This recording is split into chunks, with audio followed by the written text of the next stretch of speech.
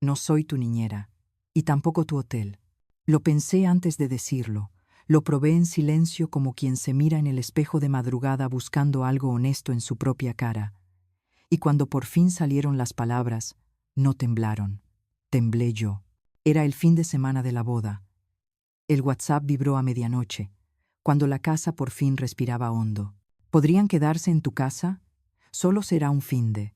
Somos mi hermano, su mujer y los niños. Leí solo y conté. 6. Leí un finde y vi un calendario entero. Leí tu casa y sentí que de pronto no era mía. La primera punzada no fue rabia, fue desconfianza, no en el mundo, en mí. Esa duda que te muerde suave, ¿estaré exagerando? ¿Seré mala persona? Pero detrás de esa vocecita había memoria. Y la memoria, cuando se despierta, no pide permiso.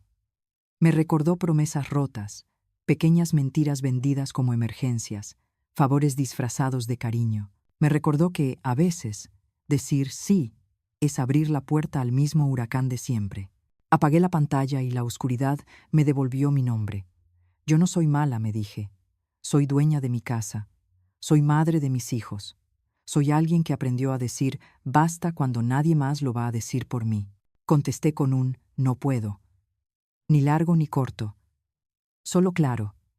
No ofrecí explicaciones. No pedí perdón. Un no con las luces encendidas. La respuesta fue instantánea. ¿Cómo que no puedes? Es familia. How? Ese es familia. Llegó como un martillo envuelto en papel de regalo. Es familia, como si la sangre lo justificara todo. Como si la palabra fuera una llave maestra capaz de abrir cualquier puerta, incluida la mía. Es familia. No fue una invitación, fue una orden. Y las órdenes, cuando me las dan con sonrisa, me queman el doble. Sentí la presión en el pecho. El viejo reflejo de ceder. Ceder siempre es tentador porque es rápido. Dices sí, y el conflicto se calla. Ya tranquilo, te susurras. Pero no. El conflicto no se calla. Se muda a tu salón, ocupa tu sofá, gasta tu comida, mira tus relojes y decide por ti a qué hora se apagan las lámparas. El conflicto, si lo alimentas, aprende tu dirección. Respiré hondo. Escribí: lo siento, mi casa no está disponible. Silencio. Un silencio largo, insolente, como una mano inmóvil esperando que la beses. Entonces empezó la lluvia de llamadas. Sonó el móvil, sonó otra vez. Sonó hasta que el tono se volvió un latido ajeno. No respondí, porque cuando uno no está seguro, el ruido de los otros suena igual que la verdad. Al final, cogí. Y llegó lo inevitable, el discurso. No te pedimos tanto. Solo es un finde. Tú siempre has sido la que ayuda. Con lo grande que es tu casa ni lo notarás. Palabras como monedas falsificadas. Si las miras de lejos brillan, si acercas los ojos, duelen. La frase que lo cambió todo fue otra, más pequeña, más sincera, por brutal. Ya les prometí la casita de la piscina. Silencio. No. ¿Puedes? No. ¿Te parece? No. ¿Te viene bien? No. Prometí, no de ellas, de mí. Prometieron mi espacio con mi comida y mis llaves y mis hijos dentro. Entendí el guión. Mi casa pensada como escenario ajeno. Yo, figurante sin texto. Vi a mis hijos preparados para la boda de su tío, felices, mayores para vestirse solos y lo bastante niños para creer que la familia es un lugar seguro. Los imaginé jugando en el jardín mientras unos desconocidos caminaban por mi cocina como si siempre hubiera sido suya. Los imaginé con su incómoda cortesía de adolescentes bien educados, tragándose el miedo a parecer malos anfitriones. Me ardió algo muy antiguo, el impulso de protegerlos incluso de los favores. No. Esta vez no lo escribí. Lo dije. El sonido llenó el pasillo y volvió a mí, firme, sin eco. Al otro lado, primero vino el reproche. Qué fría eres. Luego la culpa. Yo con todo lo de la boda y tú me haces esto. Y por fin la máscara que ya conozco, la víctima perfecta. El llanto sin lágrimas. La pena sin vergüenza. Es que confiaba en ti. Me reí, suave, cansada. Confiar no es prometer la casa de otro. Y colgué. Creí que el asunto había terminado. Pero las historias con familia nunca terminan cuando tú cierras, terminan cuando al otro le conviene. A la mañana siguiente, un mensaje. Te estás equivocando. Ya verás que al final nos vamos a arreglar y quedarás mal. ¿De verdad quieres faltar a la boda? Faltar. La palabra cayó como un juicio. Faltar cuando yo había estado siempre. Faltar cuando nadie vino a preguntarme primero. Faltar a una invitación que, de pronto, se convirtió en amenaza. Fue ahí donde otra emoción se levantó dentro de mí. Dignidad. No orgullo soberbio. Dignidad simple, callada, esa que no grita, pero tampoco negocia lo que es básico, el control sobre mi propia puerta. Decir, no, me dolió. Me dolió porque mirar a la familia sin la excusa del amor duele. Me dolió porque prefiero la paz a la verdad, y aquella noche la verdad hizo ruido. Pero hubo algo más grande que el dolor, la claridad. La claridad de entender que no me estaban pidiendo un favor, me estaban reclamando un deber. Y los deberes que no elegimos vienen con intereses. Entonces pasó lo que pasa cuando dices no, y el no no cabe en la agenda de los demás. Llegó el castigo. Estás desinvitada. Leí la palabra y sentí, por un segundo, ese viejo hueco en el estómago, el que te hace querer correr detrás de la aceptación con flores en la mano. Pero no corrí. Cerré el chat. Cerré la puerta del comedor. Abrí la ventana. Respiré. No se me cayó el mundo encima. No sonó ningún trueno, solo el aire, limpio, entrando. Esa noche, por primera vez, dudé menos de mí que de su versión de familia, y descubrí que la lealtad no es una cuerda al cuello, es una calle con dos direcciones.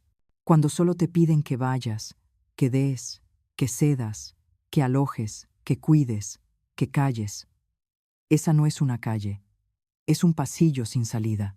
No soy tu niñera, ni tu hotel. Y si eso me convierte en la mala del cuento, al menos será mi cuento. La historia no termina aquí, porque decir no tiene consecuencias, porque hay rutas, kilómetros y decisiones que todavía no he contado, porque detrás de esta puerta cerrada hay un mapa, 3 horas de carretera, 6 personas y un plan que nunca existió. Ahí empieza lo que de verdad pone a prueba los límites.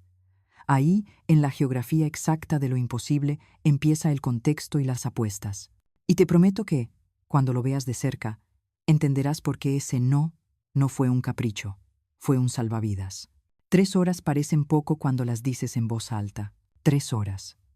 Pero si las dibujas en un mapa, si colocas una casa aquí y un salón de bodas allá, esas 3 horas se vuelven un desierto con línea discontinua. 3 horas de ida, 3 de vuelta, con lluvia, con trajes, con niños que no son tuyos. 3 horas no son tiempo, son fricción. Esa mañana me senté frente a la mesa de la cocina con una libreta. No para justificarme, sino para entender mi propio no. Hice lo que siempre hago cuando el corazón tiembla. Conté. 6 personas. 2 habitaciones libres, no 4. Un sofá que parece grande hasta que lo comparte un niño que se mueve dormido. 8 comidas en 2 días, si nadie repite. 12 si alguien llega con hambre de fiesta. Desayunos con prisas, meriendas improvisadas, cenas que exigen olla grande y paciencia todavía más grande. Lista de supermercado: pan, leche, zumos, fruta, huevos, pasta, salsa, detergente extra, papel higiénico, mucho papel higiénico. Sumo por encima. 150, 200 euros. ¿Quién los pone? Pregunta prohibida en la familia que te llama tacaña por pensar en números. Luego pensé en el ritmo. Porque la hospitalidad no es solo colchones y pan, es reloj. Ellos tenían fitting final, cena de ensayo, despedidas de soltero y soltera, fotos, peinados, flores. Yo, invitación solo para ceremonia y recepción. Eso significa ir y volver sin la caravana. 3 horas de carretera para llegar, 3 para volver. ¿Quién abre la puerta si los niños se cansan a las 10? ¿Quién les dice que no pueden tocar las copas de cristal de mi madre si yo no estoy? ¿Quién limpia la leche derramada en una madrugada que no quería ser madrugada? Y el detalle que todos fingen no ver: menores de 13 años no están invitados al evento. Norma clara. La leí 2 veces. La respeté. Entonces la ecuación deja de ser logística y se vuelve ética. Si todos los adultos van a la boda, ¿quién cuida a los niños? La respuesta que nunca llegaba, la que venía envuelta en vaguedades. Lo vamos viendo, alguien se queda, el mayor es muy responsable. Yo me imaginé a un niño de 9 años con cara de adulto prestado, haciendo inventario de hermanos de 1, 4 y 5 años, apagando luces que no alcanza, consuelos que no entiende, miedos que no sabe nombrar. Y vi a mis hijos, 15, 16, 17, atrapados entre la buena educación y la trampa perfecta. ¿Nos ayudáis, porfa? Solo esta vez. Porque decir no a un adulto es difícil. Decírselo a un niño que te mira desde tu propio salón es casi imposible. Y yo no quería ponerlos ahí, no otra vez. Abrí la libreta por otra página y escribí alternativas, no para ofrecerme, sino para no sentir que era cruel por negar. Casa de los padres de la novia, 3 dormitorios, solo 2 adultos viviendo. ¿Por qué no? Silencio. Motel cerca del salón. 2 habitaciones dobles, tarifas económicas si se reservaba con tiempo. Nadie reservó. Airbnb, compartido con otra familia del evento. Dividir costes. Turnarse la cocina. Bajar las exigencias. Mirada hacia el techo. Excusas de última hora. Un tío, un primo, una amiga de la familia que siempre dice que sí. De repente, todos desaparecieron en la niebla del no podemos. Me di cuenta de algo triste. No buscaban techo, buscaban una solución que no les costara nada. Y lo único gratis, para algunos, es el esfuerzo ajeno. A medida que hacía columnas y números, aparecía la otra contabilidad, la invisible, la emocional. El esfuerzo de enseñar tus reglas a gente que no las quiere aprender. Aquí no se fuma. Los zapatos se quedan en la entrada. No se abren cajones que no son tuyos. No se prometen espacios que no te pertenecen. La lista parece grosera hasta que recuerdas por qué existe. Porque la casa es un cuerpo, y cada cuerpo tiene piel. Y la piel, cuando la traspasan sin preguntar, duele. No voy a mentir. Hubo un instante corto, casi bonito, en el que pensé, tal vez sí.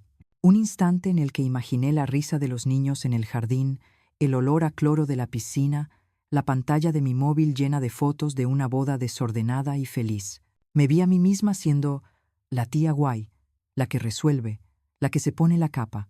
Pero debajo de la capa siempre hay una mujer con sueño, una madre con miedo, una hija que recuerda a su propio padre colgando su último día de trabajo por ayudar. Y entonces la fantasía perdió colores. Porque decir sí hubiera sido fácil una hora. La hora del mensaje agradecido, del qué detallazo, del abrazo antes del salón de belleza.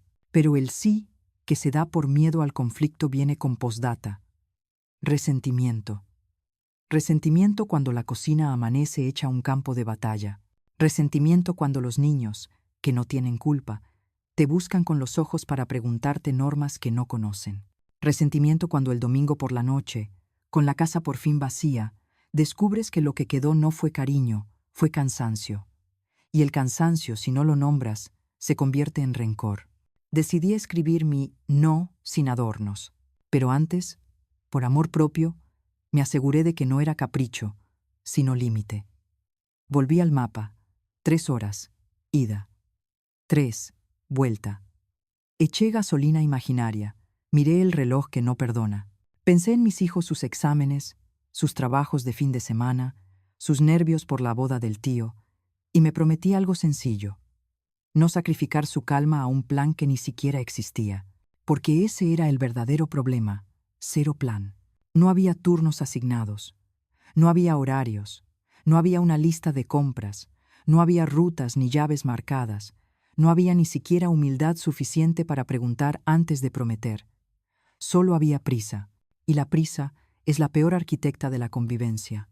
Cuando lo entendí, sentí el golpe contra el hueso. La molestia no era por alojar, era por ser tratada como una extensión gratuita de una organización que nadie quiso hacer. Como si mi casa fuera el cajón del por si acaso, la silueta perfecta que resuelve todo lo que los demás deciden ignorar. Respiré. Redacté mi respuesta. Lo siento, Mi casa no está disponible para alojar ni para cuidar niños. La leí en voz baja. No sonaba cruel, sonaba honesta. La envié. Y entonces ocurrió lo que me confirmó que mi no era un capricho. Llegó la verdad desnuda. No vino en forma de disculpa ni de alternativa. Vino en una frase breve, peligrosa por sincera. Ya les prometí la casita de la piscina. La casita de la piscina. Les prometí. No pregunté si podías, no me ayudas, no sería un favor enorme. Les prometí. Supe, en ese segundo, que no faltaban camas ni dinero, faltaba respeto. Esa pequeña construcción al fondo del jardín se había convertido sin mi permiso en garantía de una promesa ajena. Y yo, en la letra pequeña. Me dolió. Duele cuando te das cuenta de que tu generosidad fue contada como moneda segura en la cartera de otro. Duele porque te sientes tonta, porque te preguntas en qué momento confundiste amabilidad con disponibilidad infinita. Pero el dolor trajo consigo algo valioso. La madurez de llamar a las cosas por su nombre. No era hospitalidad, era abuso de confianza. No era familia, era costumbre. No era apoyo, era imposición. Apoyé la mano sobre la mesa como quien firma un contrato consigo misma. No, y ese no, lejos de cerrar, abrió la puerta a la siguiente pregunta inevitable, la que no se responde con listas ni mapas. ¿Cómo llegamos hasta aquí? ¿Qué historia había contado ella para que prometer mi casa pareciera normal? ¿Qué mentiras viejas alimentaron esta urgencia nueva? Para entenderlo, hay que volver atrás. A los episodios que enseñaron a todos que el límite siempre se puede mover si lloras lo suficiente. A las anécdotas que se ríen en las sobremesas pero dejan cicatriz. A la hemeroteca íntima de una familia donde la palabra urgencia a veces significó mi capricho. Ese archivo tiene nombre y apellido, y yo lo conozco, porque antes de esta boda y de estas 3 horas y de estos 6 cuerpos y de este plan vacío, ya había señales. Esa es la historia que viene ahora, y no es bonita, pero es necesaria, porque solo entendiendo el dossier de Diane se entiende el valor de un límite. Solo con esa luz se ve que mi no fue un portazo. Fue, al fin, un cierre que protege. Para entender por qué mi no tenía la forma exacta de una frontera, hay que abrir un archivo. No uno de abogados, uno íntimo. El dossier de Diane. No es un listado para humillarla. Es la hemeroteca de decisiones que nos partieron en pedazos pequeños hasta que la familia empezó a ser sinónimo de cansancio. La primera página huele a médico y a flores marchitas. Recuerdo a mi padre con la corbata doblada en el bolsillo y las manos limpias como un quirófano. «Me necesitan», dijo, cuando anunció que dejaba el trabajo.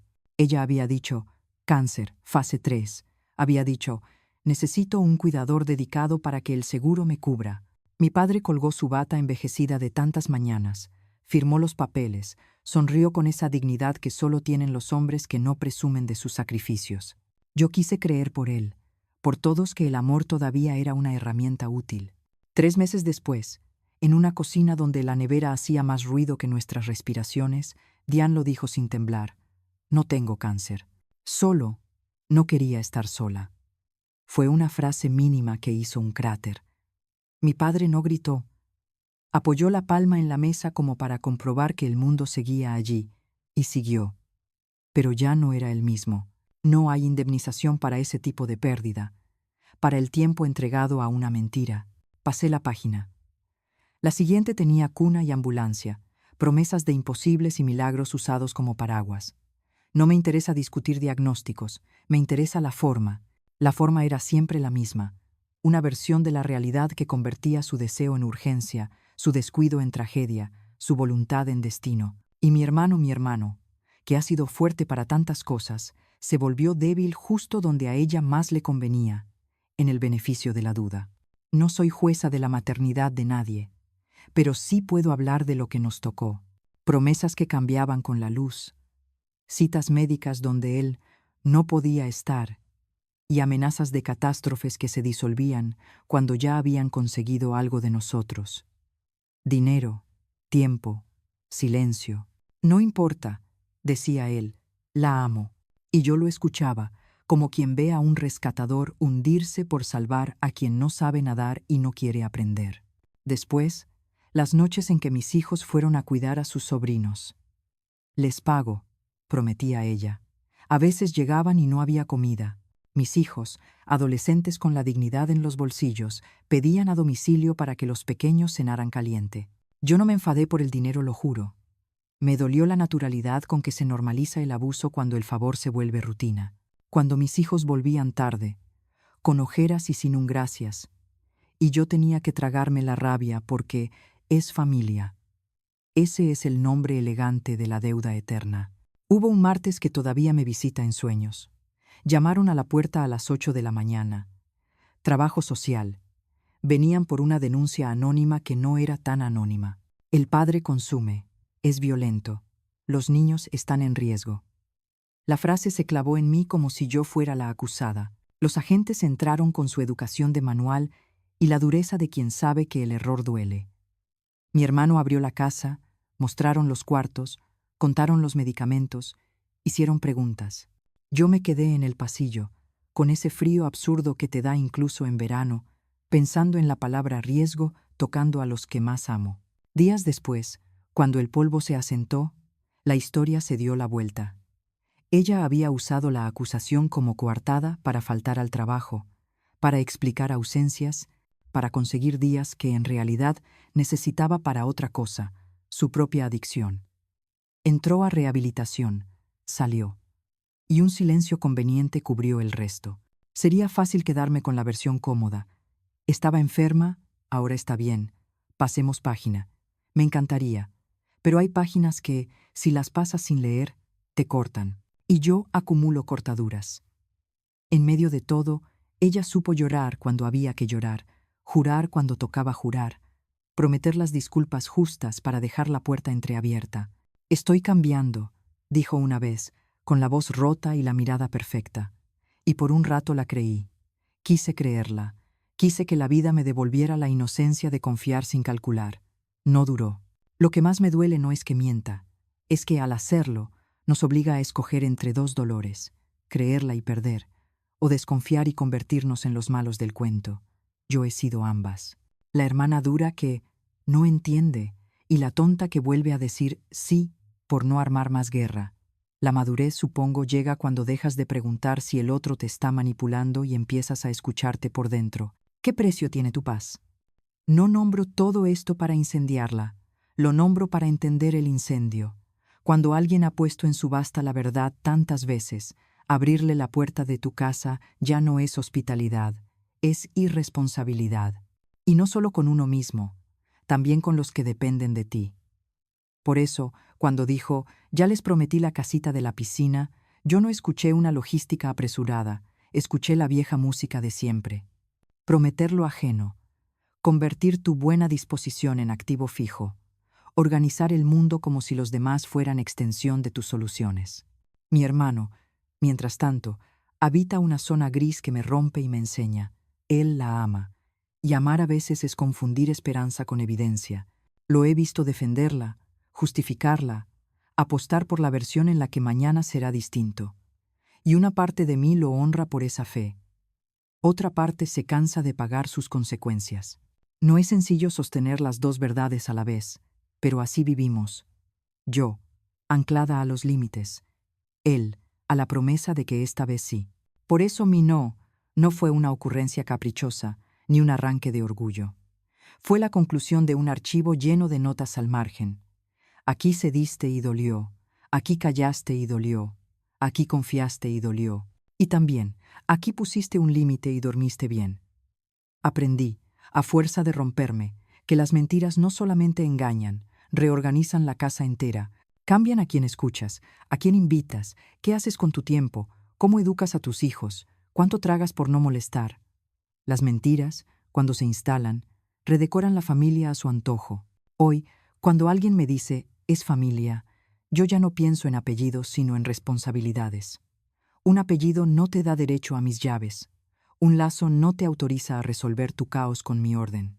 Si la confianza es una cuenta, en esa cuenta con Diane faltan depósitos.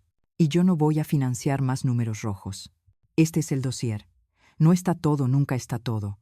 Pero está lo suficiente para entender por qué mi no tiene la forma de un salvavidas y no de un muro.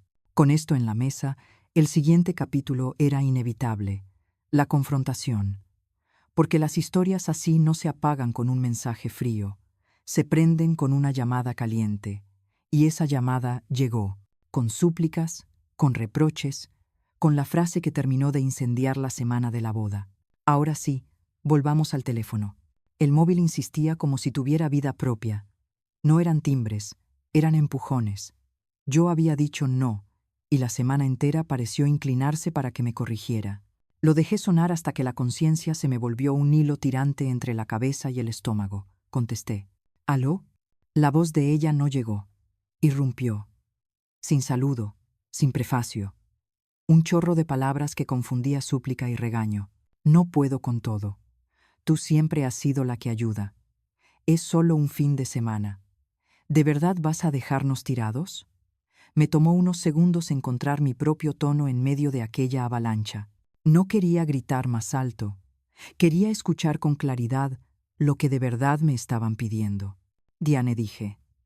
Despacio, como si su nombre fuese un vaso lleno, dime el plan. Silencio. Ese silencio denso que adelanta el choque. Vamos viendo, respondió. Al fin, algo se nos ocurrirá. Ahí supe que no hablábamos el mismo idioma. Yo pedía estructura, ella ofrecía esperanza usada. Entonces volví a lo básico, a las preguntas que nadie había querido responder. ¿Quién los trae a mi casa? ¿Quién cuida a los niños cuando estén en la boda? ¿Por qué no se quedan con tus padres? ¿Cómo llegan y cómo vuelven si yo no estoy? ¿Quién paga la comida, la gasolina, lo que haga falta? Su vamos viendo trató de ocupar todos los huecos, una manta corta para demasiados inviernos. Le escuché prometer favores ajenos, citar primos imprecisos, confiar en la responsabilidad de un niño de 9 años, como si la infancia fuera una autorización. Con cada frase, yo sentía menos culpa y más lucidez. A veces la verdad se parece a un cristal que te corta un poco mientras lo limpias. Hay algo más, solté, antes de que la conversación se perdiera en círculos. Dijiste que ya les prometiste la casita de la piscina. No la oí tragar, pero lo sentí en mi propio cuello. Sí, admitió, y por un segundo fue honesta. Ya se los dije. Era lo más fácil. Pensé que entenderías. Es familia. Ahí, familia, sonó como una contraseña mal aprendida, como si bastara el apellido para cruzar cualquier límite. Me vi por dentro, todas las veces que dije sí, para evitar una guerra que igual terminaba explotando, todas las noches en que el resentimiento fue la única compañía. Me negué a repetir ese museo privado. Prometer mi casa no te da derecho a mi casa, dije. La frase salió sin decoro, pero limpia, y menos sin plan. Ella se defendió con el repertorio conocido: el cansancio, la presión de la boda, el papel de víctima. Luego, un giro de tuerca: si no ayudas, no vengas. No puedo con gente egoísta en mi día. El golpe no fue su dureza, fue su tranquilidad. Lo dijo como quien marca una casilla en una lista. Flores, peluquería, desinvitar. Me quedé quieta, con ese calor frío que te sube a la cara cuando te ponen un ultimátum. Pensé en mis hijos con los trajes planchados, en los hoteles ya reservados, en la ilusión simple de ver a su tío casarse. Pensé en mi padre, que había perdido un trabajo por una mentira y aún así habría dado la otra mejilla. Y yo que he heredado su generosidad, pero también su cansancio, me encontré con una pregunta vieja formulada de manera nueva. ¿Qué es peor, perder una invitación o perderte a ti misma? Lo entiendo, respondí, y me sorprendió la serenidad de mi voz. Si para estar en tu boda tengo que entregar mi casa, mi tiempo y a mis hijos, no soy invitada, soy recurso, y no me ofrezco a ese papel. Ella se rió, una risa que no tiene humor sino filo. Siempre supe que eras fría. No lo negué. A veces la dignidad se describe como frialdad por los que viven del calor de los demás. La llamada cambió de táctica. Entró mi hermano. Su voz me partió de otra manera. No era agresiva. Era la voz del que está atrapado entre dos relatos y elige el que promete menos ruido, aunque traiga más daños. Solo esta vez pidió: hazlo por mí. Su por mí pesó más que todo lo anterior, porque yo le he visto limpiar culpas que no eran suyas y sostener hijos que sí. Le he visto elegir la fe como si fuera una cuerda suficientemente fuerte para cruzar cualquier puente. Ya lo hice demasiadas veces, le dije. Por ti, por papá, por los niños. Pero esto no es por ti. Es por un plan que no existe, por una promesa que no me consultaron, por un hábito de convertir mi casa en la salida de emergencia. Te amo. Y por eso, justo por eso, esta vez te doy algo mejor que un parche, un límite. No me insultó. No me gritó. Dijo algo peor. De acuerdo. Esa palabra que no acuerda nada, solo finge cierre. Colgó. Me quedé con el zumbido del teléfono pegado a la piel. Minutos después entró el mensaje que ya esperaba, ceremonioso y cruel como un sobre con membrete. Quedas desinvitada. Mis hijos estaban en el salón, probándose zapatos, discutiendo sobre corbatas. Apagué la pantalla antes de que la curiosidad los hiriera. ¿Todo bien, ma?, preguntó el mayor. No supe qué cara hizo mi cara. Supe lo que hizo mi espalda. Por primera vez en días, se enderezó. Sí, respondí. Y fue cierto en un sentido nuevo. No era todo bien porque nos dejaran fuera.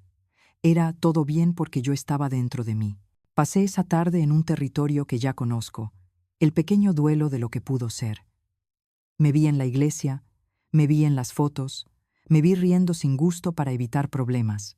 Luego me vi llegando a casa con la sensación viscosa de haber traicionado algo íntimo por un aplauso de plástico. Preferí el duelo. El duelo, al menos, es honesto. Las horas siguientes trajeron lo previsible. Mensajes de familiares ocupando trincheras, algunos defendiendo la paz a cualquier precio, otros preguntando en privado lo que no se atreven a decir en el grupo. ¿No era posible un término medio? Podrías haber cedido por el bien de todos, yo en tu lugar. Pensé en ceder otra vez, no por el favor en sí, sino por la fatiga de explicar. Pero entender mi propia vida no es una asamblea, es una responsabilidad. La noche cayó con la calma de un cuarto recién ventilado. Hice inventario de daños. Un vestido que quizá no se estrenaría, una habitación de hotel con cancelación gratuita, unas expectativas que podían doblarse en lugar de romperse. Hice también inventario de ganancias. Una puerta cerrada desde dentro, una madre que podía mirar a sus hijos sin pedirles que rescataran a nadie, una mujer que reconocía su propia voz aunque alrededor todo pidiera otra. No hubo pizza. No hubo fanfarea. Hubo algo mejor, quietud. Una quietud que no niega el dolor, lo pone en contexto. Decir no me costó una invitación. Decir sí me hubiera costado mi casa. Elegí la pérdida más corta. Y cuando creí que el mapa ya estaba trazado nosotros fuera, ellos dentro, la historia, testaruda, volvió a patear la puerta. Pasaron unos días. El teléfono se mantuvo a raya. Luego vibró. Un mensaje de ella, más breve que los anteriores, más seco. He pensado, me gustaría que vinieras. Un me gustaría, que retumbaba como deuda mal saldada. Abrí la conversación con desconfianza nueva y vieja. No alcancé a formular mi respuesta cuando llegó la segunda línea. Si puedes, también nos vendría genial que los chicos se quedaran con los niños. El corazón no se me aceleró, se me ordenó. Porque hay invitaciones que no son invitaciones, son condiciones maquilladas. Entendí que la llamada que me había quitado la invitación solo era la mitad del terremoto. La otra mitad estaba por venir, el regreso inesperado con la misma exigencia de siempre. Ahí, en ese gesto de «te abro la puerta si me abres la tuya», empezó el siguiente capítulo. Y yo ya no era la misma que respondió aquella primera noche. Ahora tenía un plan, una certeza y un fin de semana que no pensaba regalar. Una semana es poca cosa para el calendario y un mundo entero para el orgullo. Pasó la boda por mi cabeza como pasan los trenes que ya no piensas tomar. Primero con ruido, luego con costumbre. Yo había elegido la pérdida corta. Dormí mejor. Cociné sin contar platos de más. Empecé a llenar el fin de semana con otros nombres. Mis hijos, su risa, un plan que olía a aire libre y a nosotros. Entonces llegó el mensaje. He pensado, me gustaría que vinieras. No era una disculpa, era un comodín. Lo reconocí por el tono. Esa manera de hablar como si nada grave hubiese ocurrido, como si desinvitar a alguien fuera un trámite administrativo. Me detuve antes de contestar. Dejé que la frase respirara en la pantalla. Quizá, me dije, quizá esto es madurez. Quizá alguien le explicó lo que significa cruzar la línea. Estuve a punto de escribir gracias. Pero llegó la segunda línea, sin pausa. Si puedes, también nos vendría genial que los chicos se quedaran con los niños. Aún, la dignidad. Cuando aprende a caminar, ya no tropieza 2 veces en el mismo peldaño. No me enfadé, no me sorprendí. Sentí algo más antiguo, la confirmación. Ese te invito, sí, no era una mano tendida, era un contrato unilateral. La misma lógica de siempre. Te doy entrada a mi día si me das tu casa, tu tiempo, tus hijos. Un trueque disfrazado de reconciliación. Me imaginé por un segundo aceptando. Me vi metiendo vestidos en una bolsa, peinando a mi hija frente al espejo, ajustándole el nudo a mi hijo. Me vi entrándoles por la puerta del salón con un abrazo tibio y una sonrisa neutral. Y luego, la imagen que siempre llega. Mis hijos fuera del recinto, con 4 niños ajenos, mirando el reloj, contestándoles preguntas, inventando juegos en una casa que no es suya, en una noche que no eligieron. Me ardió la garganta ese ardor que ya conozco. El de tragarte la palabra no, y sentir cómo se te queda atascada detrás del esternón hasta que se hace piedra. ¿Qué vas a hacer?, preguntó el menor, viendo mi cara antes que el texto. Pensar dije, y era cierto. La lucha vino en 2 golpes. El primero fue la voz de la sangre. Ve.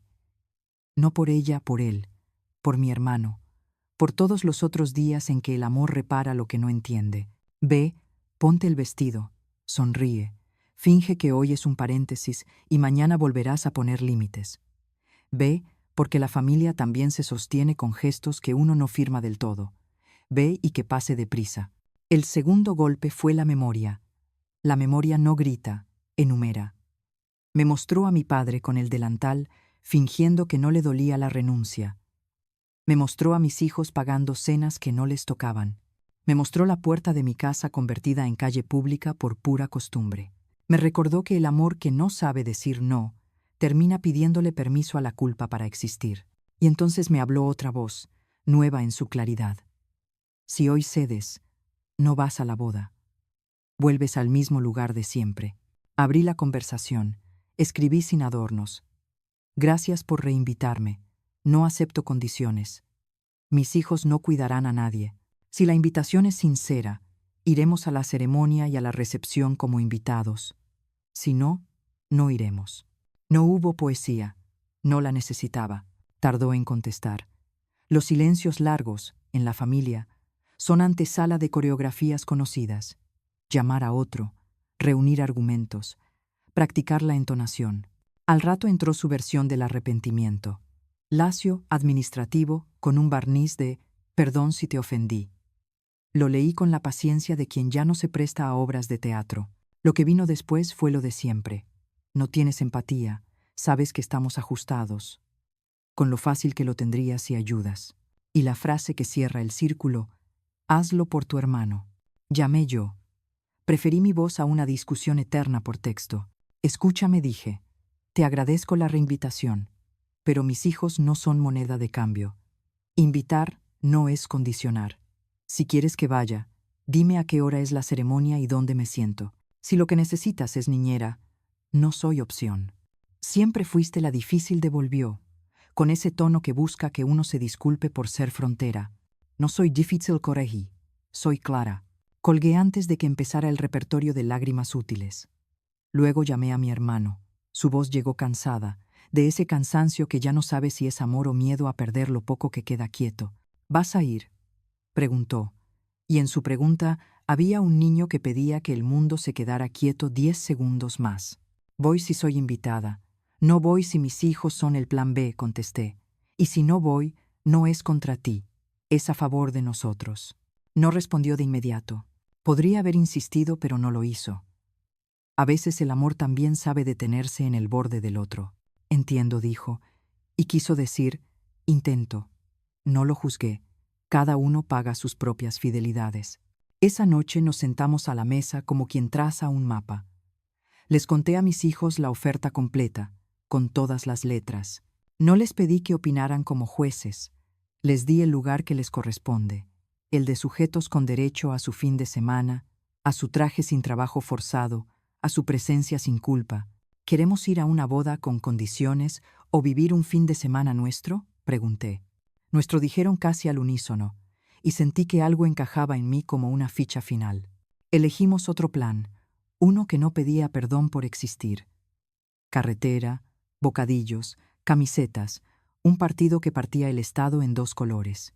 No era rebeldía, era afirmación. No huíamos de una invitación. Caminábamos hacia una vida en la que no tienes que pagar entrada con la paz de tus hijos. Mientras buscábamos entradas y rutas, me sorprendió la ligereza. La libertad no hace ruido, pesa menos. El día previo a la boda, mi móvil vibró una vez más. Un último mensaje, casi un susurro.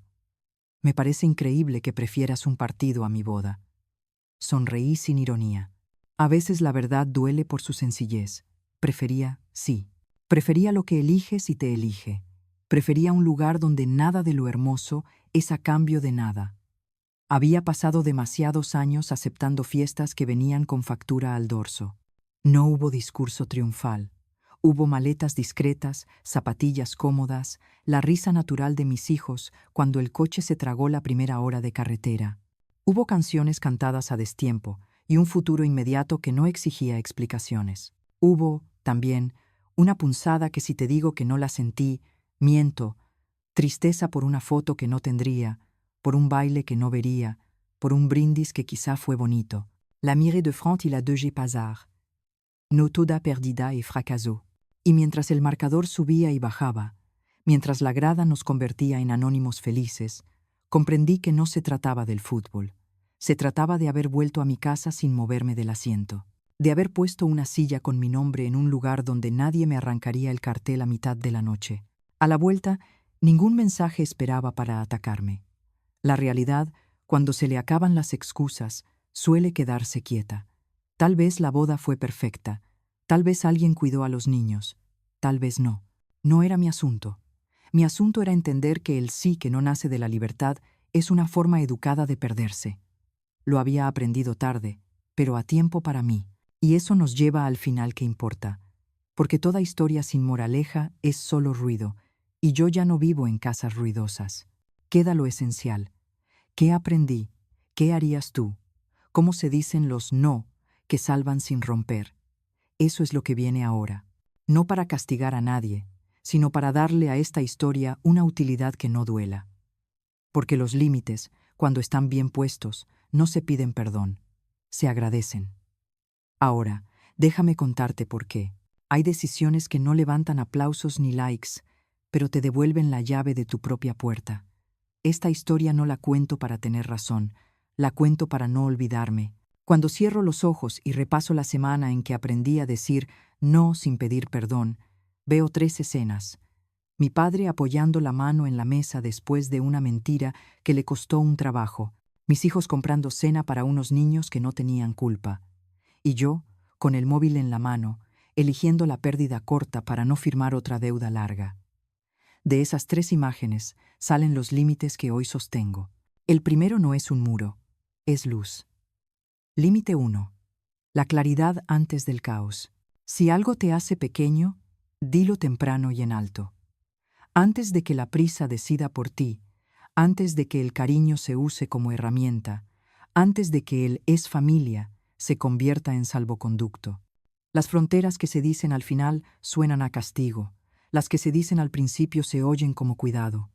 Yo esperé demasiado tiempo otras veces, esta vez no. Aprendí que un no temprano ahorra 10 explicaciones tarde. El segundo límite es un espejo. Límite 2. No resuelvas adultez ajena con tu paz. La hospitalidad se ofrece, la organización se trabaja. Cuando te piden que llenes el hueco de un plan que no existe, no te están invitando, te están contratando sin pago y sin horario. A mí me dolió entenderlo, porque me gusta ayudar, porque crecí viéndolo en casa, porque sé lo que es sostener cuando todo se cae. Pero hay una línea entre ayudar a alguien y sustituir su responsabilidad. Esa línea atraviesa la cocina, el coche, la cartera y el corazón. No la vuelvas difusa por miedo a caer mal. El tercer límite es una contabilidad invisible. Límite 3. La confianza se renueva con hechos, no con apellidos. Un apellido no abre puertas por decreto. Quien promete lo que no es suyo, quien convierte tu buena voluntad en activo fijo, te está diciendo a su modo que lo tuyo es de todos, y lo de todos no es de nadie. El amor no es una tarjeta de crédito sin límite. Pide recibos, coherencia, disculpas que cambian hábitos, planes reales. Sin eso, tu sí es un préstamo que nunca vuelve. Y ahora, si esta historia te rozó en algo, si te viste a ti misma aceptando por costumbre o cediendo por cansancio, te dejo lo único que de verdad me sirvió cuando el teléfono ardía y la culpa ladraba. Mi kit de 3 pasos para decir no sin romper y sin romperte. Paso 1. Fórmula clara y breve. Lo siento. Mi casa no está disponible para alojar ni para cuidar niños. Sin adornos, sin currículo, sin discurso. La claridad es una forma de cariño. Paso 2. Alternativa neutral. Si puedes y quieres, ofrece caminos que no te usen. Puedo compartir opciones de motel económicos cerca del salón, o aquí hay un Airbnb con habitaciones compartidas. Eso desactiva la acusación de crueldad y devuelve la pelota al terreno de quien debe organizarse. Paso 3. Cierre definitivo. Esta decisión es final. Gracias por entender. Es la frase que tu yo del futuro te agradecerá cuando intenten renegociar lo ya acordado. No es dureza, es higiene. No te mentiré, incluso con esta receta, dolió. Las historias con familia siempre dejan marcas aunque elijas bien. Pero hay dolores que te vacían y dolores que te ordenan. El de aquella semana me ordenó. Me recordó que mis hijos no son moneda de cambio, que mi casa no es sala de emergencias para planes ajenos, que mi tiempo no es ese recurso silencioso al que acudes cuando te conviene. Me recordó, sobre todo, que los límites de verdad no se piden perdón, se agradecen con el tiempo, porque ese es el detalle que solo se ve después. El no que hoy parece frío, mañana es un sí a algo que importa. Detrás de mi negativa cabía un fin de semana con los míos, una conversación honesta con mi hermano, un espejo donde pude mirarme sin vergüenza. No fue una victoria épica, fue una victoria íntima. Las mejores lo son. ¿Y tú? ¿Dónde te piden que abras puertas que no quieres abrir? ¿En qué rincón de tu vida estás pagando con paz lo que otros no quieren pagar con planificación? Tal vez sea una boda, tal vez sea un viaje, una mudanza, una deuda que no lleva tu nombre. Si esta historia te encendió una luz, cuéntame la tuya en comentarios. No para juzgar, sino para aprender juntas a poner límites que sostienen, no que separan. En el próximo video quiero analizar 3 casos con tu permiso y con respeto y construir frases concretas que te sirvan cuando la palabra familia se use como pasaporte. Y si estás del otro lado, si hoy eres quien pide y te suena a reproche todo esto, te ofrezco otra mirada. Pide con plan, con humildad y con reciprocidad. Hay favores que se vuelven fiestas cuando todos ponen algo más que expectativas. No es tarde para hacerlo distinto. Termino con lo único que me salió perfecto esa semana. Una certeza. Yo no soy tu niñera, ni tu hotel, pero soy al fin la dueña tranquila de mi puerta. Y eso, créeme, es suficiente para empezar a vivir de otra manera. Si te hace falta, toma esta llave simbólica y ajústala a tu cerradura. Que la próxima vez que suene el móvil y la prisa quiera decidir por ti, seas tú quien conteste con voz entera. Y que esa voz, sin gritos ni disculpas, sepa decir la palabra que salva: no.